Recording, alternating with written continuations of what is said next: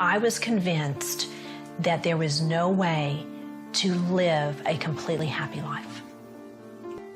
It began with a divorce, a broken home. And I believe that through that, my mentality began to form and began to develop a sense of rejection. And so I felt the breakup was all about me. That sense of rejection just really grew. I began to perceive myself as a burden to other people. And so I would take little bitty comments that were relatively insignificant. I would make it into a really big deal. Those little seeds in my life, I began meditating on over and over. And as I grew, the rejection began to grow. What is wrong with me? And so I believe that the only answer for me was to end my life. I walked to my mother's room thinking I don't want anyone to see me because I'm so determined to end my life, to end the void, to end the suffering, to end the loneliness, that nothing was going to stop me.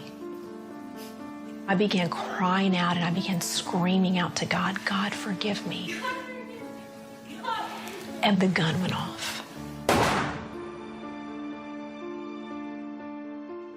Well, she's written a book called Delivered. Tamara LaRue is here with us. Hey, it's good to see you. Thank you, Pat. It's a tremendous book. Thank you. That was a 38 police special. Yes. Your mother had in her drawer. I understand a voice said to you, don't shoot your face. It did, Pat. When I was headed on my mission, I was so determined not to live. And when I held the gun initially, I placed it up to my head. And a voice spoke to me and said, remove that from your head. And I argued with this voice, and I said, no, because I am going to complete this mission that I have started with. And so all of a sudden I get a vision of what I would look like if I was, to some bizarre reason, survive that. And then I got a vision of what I would look like, and I felt a compassion for my family. And so I listened to the voice, and I removed the gun from my head, and I placed it down at my heart. You pointed to your chest. You had it straight going down this way into your heart. I did. I knew where my heart was, and so I took the gun and I aimed it directly for my heart because I was not going to miss. And I wanted that gun to send me into eternity because I was so desperate for my pain and my suffering to end. So you pulled the trigger and there was a loud bang, and then what happened? Pat, when I pulled that trigger, I knew my body was dying. I felt the blood rushing through my lungs. Death gripped my body. I became blind. I became deaf. And as my soul left my body, I began traveling faster than the speed of light. And I began falling and falling and falling. And all of a sudden, this explosion happened on the inside of me. It was as if there was like a sulfuric type acid burn that consumed me in every way. It was so hideous and terrifying. There are no words to describe the level of pain and the type of burn that I was experiencing. What was it? It was hell, Pat. It was what the Bible describes as hell. It was the fire of hell. And when I looked around, not only was I in a place of death, but I now had become death. I was no longer in a place where there was peace. I was in a place of total torment. Were you terrified? I had become fear.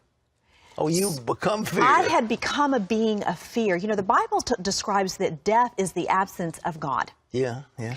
And so in the absence of God, in the absence of anything good, your soul actually transforms into a being of fear, which is the opposite of love.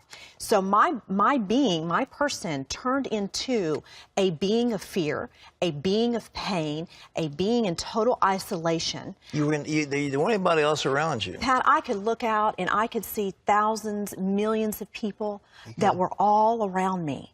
but I was unable to communicate with them. It was a huge sea of people. Yes, and there were many, many chambers that were all around me. And all of the people that were there were in the same formless being, screaming out in agony, in total terror, in a hideous scream. Then there was no end to it, Pat. There are no words to describe how horrific this was. They were screaming in agony. They were screaming in agony, and because they had become total beings of death. Yeah. And that's hard for the physical mind to understand those things.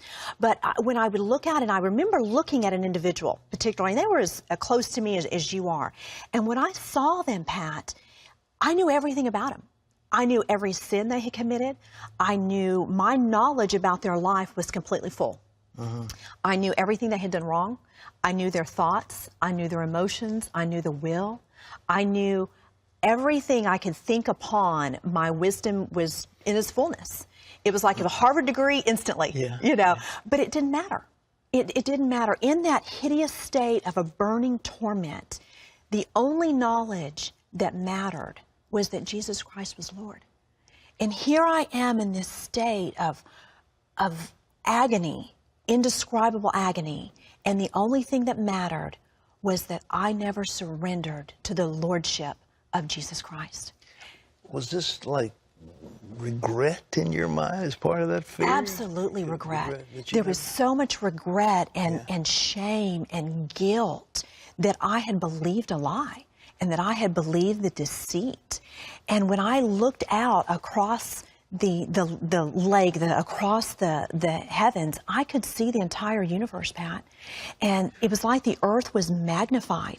And there was a mutual feeling, a mutual understanding of everyone, the thousands and millions of people that were there with me, that we did not want anyone to go where we were. We wanted people to go back to earth and warn everyone, don't believe the lie. Do not be deceived by your enemy. Do not come here. Is that in your mind prior to this that ever could have seen anything as horrible as that? No, no. Never. And now I read the Bible and I see the Bible, how it describes hell. Yeah. And I look at my experience and there are no words to describe what I experienced, Pat. You could look across the Gulf expanse and you could see heaven. You could see the peace, the joy, the love, the wholeness. And you knew you were never going to experience that because time does not exist in eternity.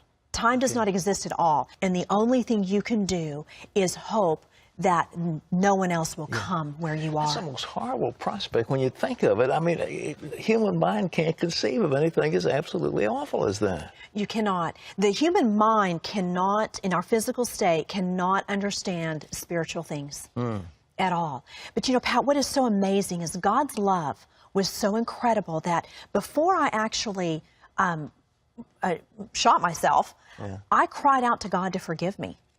And in that cry of desperation of forgiveness, God heard me. And He is so faithful to His word and to His promise that in my screaming and in my agony and in the revelation of what I experienced, God came down from heaven and this hand scooped me up, Pat, and picked me up. And so when this hand picked me up and took me over the vast expanse, took me over that Gulf fix, and it's huge, but to God, it's just like a simple, that's what Jesus said in the parable. There's a great gulf between us fixed. Yes. And there was a great gulf. A great gulf, and it was of nothingness. Dark, just nothingness.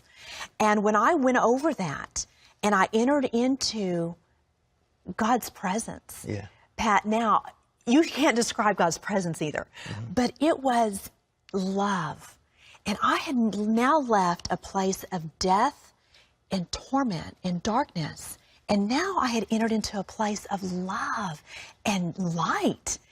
And I experienced God's wholeness. I experienced His grace and His mercy. And there was unity with Christ that is indescribable. My pain was gone. My torment was gone. And I was in this presence of total wholeness. And you could see the lights, the beauty of the stones and the lights reflecting in heaven. And the very sight of them was rejuvenating and just energizing. And they it was were communicating magnificent. with each other. The people were talking. Oh yes, they were all communicating. However, I was restricted. You were. I was not allowed to take part in any of that. Although I knew that was going on, and although I saw those things, I was not allowed to take part of that or to see many things in detail. There was many things understood, and the knowledge was free and wisdom was free. And so as I traveled over the heavens and I was cleansed of my sin, and I came back, and you know, there are, in the spiritual world, you're not confined to the restrictions of the physical world. And so I came right back into the roof of my home, and they laid my body, the vessel of God laid my body back, my soul back into my body. And when he did that, I instantly could see and hear again. And I knew at that moment that I was surrendering to the Lordship of Jesus Christ. And I knew that whatever I was facing, the stigma of suicide, the stigma of everything that I had to face, was going to be okay. Would you come back in? Was it an operating room? You came back into your home? No, I came back into my home. You did? I came back into my home because when I had gone in there, I was isolated. Nobody knew that I had gone in there alone. So I don't know how long exactly I was out of my body, but when I had come back, that was when I had called for my mother to come and help me, and that was when she called the ambulance. But when the ambulance got there, they even asked my mom, are you going to even bother to take her to the emergency room? Because I was gray. I had the pallor of death on me, and they thought that I was fading into death, but what they didn't realize is I had already been dead and had just come back. And so within a matter of a few hours, Pat, I had gone from, are you going to bother to take her to the hospital? They did their work on me in the emergency room. Then they took me into ICU, and by the time they got me to ICU, they're like, there's nothing wrong with her. And they put me into a regular room. My recovery was just miraculous. Well, did you hit the heart? I mean, did your bullet hit the heart? I missed my heart by less than 1/4 of an inch. And I understand with a .38 caliber gun that should have just shattered my heart completely. Well, according to your book, the attendants, and when you were lying there, they weren't too complimentary. They were complimentary. They're a little suggestive. It was quite humiliating. Here I was going through a situation that is humiliating in itself. You know, being in a state of emotional despair. To them, it was just work. You know, they were just working. Did they know you were alive and hearing all this? I was very coherent. I mean, they were looking at me for a response. Yeah. And my response was just, you know, I kind of smiled like, I can't believe you're saying this, you know. But that was part of, God used that, Pat. He works all things for our good. Sure. And he used that to show me, Tamara, you have got to not be afraid of people. There is only one fear you should have, and that is a reverent fear for me. You know, it's amazing. You know, you hear testimonies of how God just completely delivers you emotionally. That didn't happen with me, Pat. Although when I came back, God healed me of hopelessness. But he did not deliver me emotionally instantaneously. And I began my journey. And on this journey, it has been a wonderful journey. God has begun to teach me how to take the promises of his word and apply them to my mind and apply them to my emotions. So God has, through a process, completely delivered me and made me whole, where I am no longer emotionally distressed or depressed or sad or lonely or rejected. Do other people buy this when you tell them? What's your family, your parents? What do they think? Did you tell them where you'd been? You know, initially I did not tell them, Pat, because it scared me. Because I was so afraid of what people thought about me. I didn't tell anybody. For 2 years, I kept this secret to myself. And when I was ready to come and tell people, when I became saved, I started going to church, I started studying God's Word, I started on my journey of learning how to become free and how to apply the cross to my life. But I made a lot of mistakes. And I would still fall back and I would drink and I would party with my friends because I needed these friends, I thought. And God showed me different. And so when I came out and began to tell my story, people were like, okay, if you're really telling the truth, then why did you go back and do these things? And it's a perfect opportunity for me to tell them, when our soul is in our body, we are in a war for our soul. And I am having to learn how to crucify my flesh and live after the Spirit of God. And I have gone on that journey. And so now, Pat, people, when I share my testimony, we see people saved and delivered and restored and made whole. And that same love that God has given me, I'm seeing Him manifest in the lives of others. And it's just amazing. Tamara, this book is tremendous. Ladies and gentlemen, it's called Delivered. Tamara LaRue, what a story. And that journey from heaven, or hell to heaven, not heaven to hell, hell to heaven. Yes. Tamara, God bless you. This is great. Oh, thank you so much. God has been... We serve a mighty God. We do indeed. And, you know, Pat, I want to say one thing. If you are believing anything other than the gospel of Jesus Christ, you are believing a lie. Because the gospel is the truth. It is the only truth. You cannot add to it, nor can you take away from the gospel of Jesus. You've been there. And I've been there. Tamara, God bless you. Thank you Thank you so much. Tamara LaRue, ladies and gentlemen. A whole week, we're talking about life beyond the grave. People who've been there, they've seen it. Listen to what they say.